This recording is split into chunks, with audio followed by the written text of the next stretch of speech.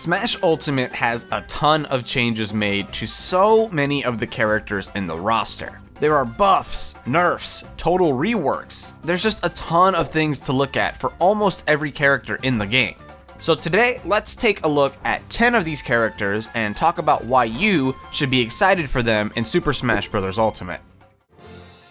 Let's start off small. Jigglypuff seems to have a few minor changes that increase her viability. Aerials can now link into other aerials better. Her back air doesn't seem to be as overly nerfed as it was in Smash 4, though it still isn't as good as it was in Melee.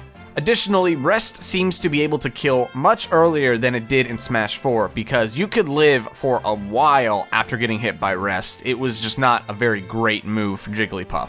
Outside of that, Jigglypuff's viability will really depend on just how good the rest of the cast is and how she can compete with them. But of course, we're gonna have to wait until we get the game in our hands to be able to see that. Regardless, it seems like the Buff Puff Club has finally gotten their wish fulfilled. Just 4 years and a whole new game later. One of the big characters that a lot of people are excited about, myself included, is Pokémon Trainer and the many improvements that they made to the Triple Fighter.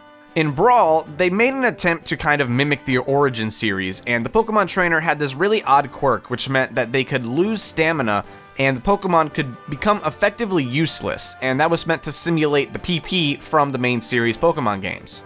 This would force you to switch to another Pokemon because while that Pokemon wasn't technically dead, it was all but useless.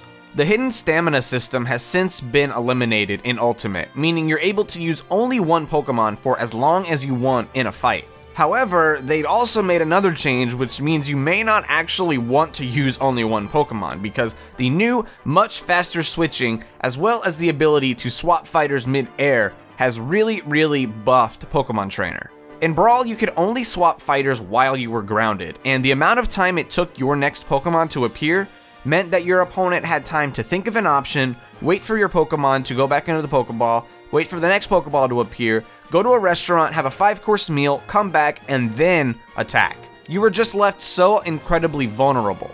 Now, shown off in the Direct, you can switch between Pokemon mid-combo. That's just how fast it is.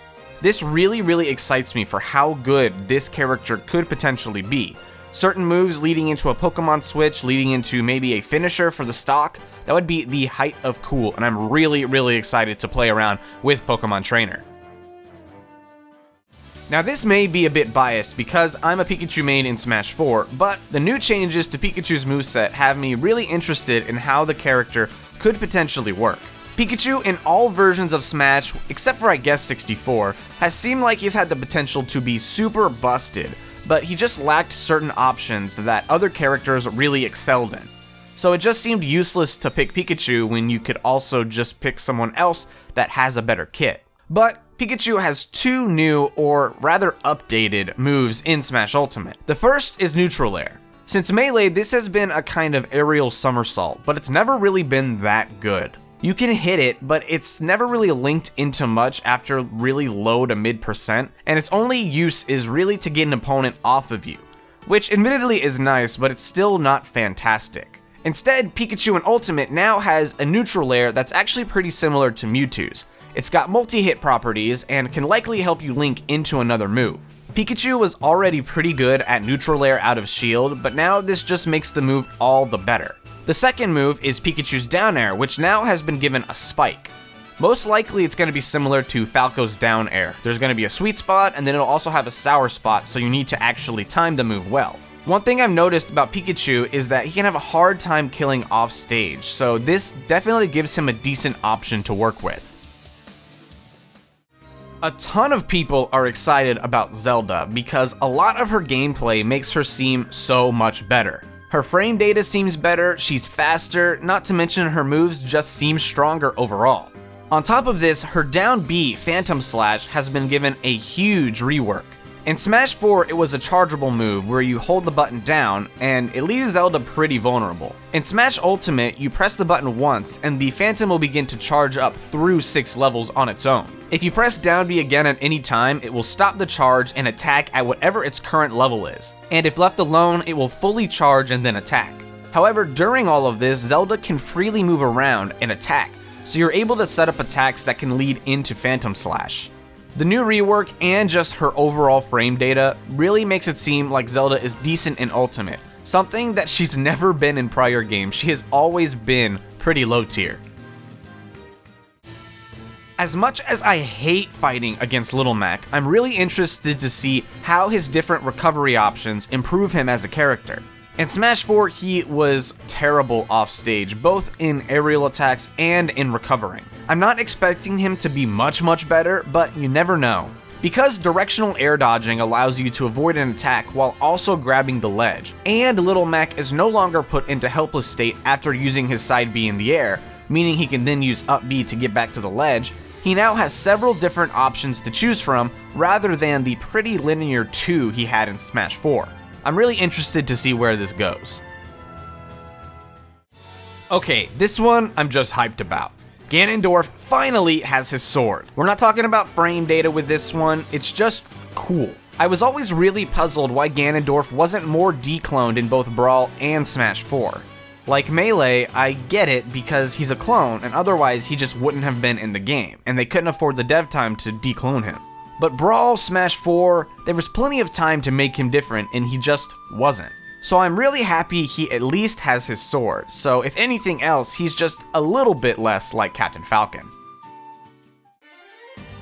In Smash Ultimate, Shulk has gained the ability to change Monado arts much more fluidly. Before, you had to cycle through the Monado arts and select the one you wanted.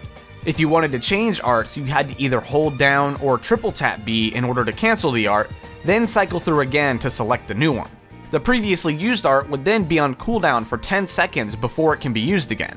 In Smash Ultimate, this has been totally reworked. While the arts that Shulk can use are all the same, they can now be selected with neutral B followed by a direction from the analog stick. This means that they can also be linked together.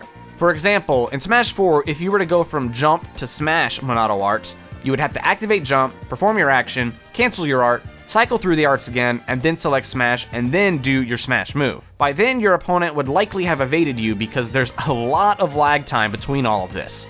In Smash Ultimate, you can now simply select jump, perform the action, quickly press B plus the direction of smash, and then perform the move. On top of this, all of the arts now have a kind of stamina bar rather than a one-time use and then a 10-second cooldown. What I'm most excited about is to see just how technical the Shulk mains will be able to take this. It seems like there is just a ton of potential here. Imagine using a speed art to forward air chain, followed by a quick smash art change forward air into a jump art recovery. That sounds complicated, and it probably is, but I'm really excited to see what the potential for this character is. Sonic was notorious for being campy in Smash 4, to the point where if it weren't for Bayonetta, he would probably be the most hated character in Smash 4. But of course, the witch stole that throne. However, a lot of things have been changed about Sonic. First, his side B can't be cancelled by shield, which was used a ton in Smash 4. Sonic mains were constantly throwing out side B and cancelling it with shield in order to camp out the opponent and keep them on their toes. Now in Ultimate, if they're going to use side B, they have to use side B. They need to commit to the move instead of just messing around cancelling the charge up with shield. On top of that, side B can't go through shield, something that seems to be new with a few moves in Ultimate. So this gives even more opportunity for the opponent to punish this move. If it hits the shield, then they can immediately attack after, especially with the new perfect shield system. On top of this, the hitboxes on up air, another one of Sonic's more reliable kill moves, is much harder to link into the kill. Typically the first hit will link into the second in order to kill off the top, but this is reportedly harder to land in Smash Ultimate. Now that's less concrete, but it definitely seems like Sonic was nerfed a bit in Ultimate in order to make him less campy, so that's something that many people will be pleased about. One of Cloud's biggest tools in Smash 4 was holding on to his fully charged limit. When Cloud hits this limit charge state, all of his attributes are improved, which results in the ability to chain attacks together much faster, something that Cloud already didn't really have any trouble doing in the first place. Typically, the player would rack up damage using this improved state until they are sure a limit break move would secure a kill, or until they get knocked off stage and then they need to use their up B to recover. This kinda took Cloud's already good status and pushed him over the top. In Ultimate, your fully charged limit will run out after a certain amount of time, so you can take advantage of it for a limited amount, and then you either need to use a limit break special move, or simply let it reset. I've seen anywhere from 10 to 15 seconds as the time that the limit break takes to reset, so that's definitely something that will need to be hard confirmed once the game releases. But either way, it's definitely a nerf for Cloud, and one that I think was definitely needed. And finally, one of the big ones. The long-awaited return of the Ice Climbers has finally come in Ultimate, but that doesn't necessarily mean that everyone was happy. Many people are very wary of the Ice Climbers because of their past uses in both games that they're in and in the competitive scene. The Ice Climbers in Melee had the infamous Wobble, which was a guaranteed infinite based solely on a grab and well-performed pummel inputs. This was definitely one of the most contested strategies in Melee, and was in fact banned by a lot of tournaments in the past, though now it's pretty generally accepted as a legal strat. While Brawl then removed the ability for the Ice Climbers to perform this wobble, it still had something to the same effect in the Ice Climbers' amazing ability to chain grab, which means their ability to grab and throw an opponent and immediately follow up with yet another grab, repeating until death. One Ice Climber is already good at this, but adding a second makes them the uncontested best chain grabbers in Brawl, and probably in every Smash game across the board. This ability to hand off the opponent between the Ice Climbers and effectively zero to death basically every character in the game means that the Ice Climbers were definitely something to be wary of before Ultimate's details were shown. But now we can see that people don't really need to worry too much about the Ice Climbers because they've been decently nerfed in order to counter this kind of play.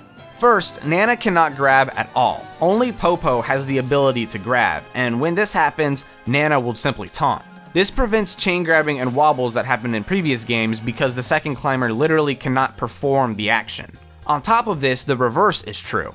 If Popo is grabbed, then Nana can't act and will simply enter into a panicked animation. This prevents Nana from interrupting the opponent's throw, which is something that happened a lot in both Melee and Brawl. On top of this, Nana also has a slight delay on her shield, so even if Popo manages to get his shield up in time for an attack, Nana has a 4-frame delay from Popo's shield up to her shield up, so that means that Nana could basically be hit still. On top of that, Nana has an increased launch rate, so this ups the likelihood that she will die, basically balancing the fact that there's a second fighter on one person's side. Nana is highly likely to die because of the shield mechanics and the higher launch rate, so it doesn't make having double the damage seem as severe because it's easier to eliminate the problem overall. All of this seems to really nerf Ice Climbers into a more balanced state, and I'm very excited to see how this affects the meta.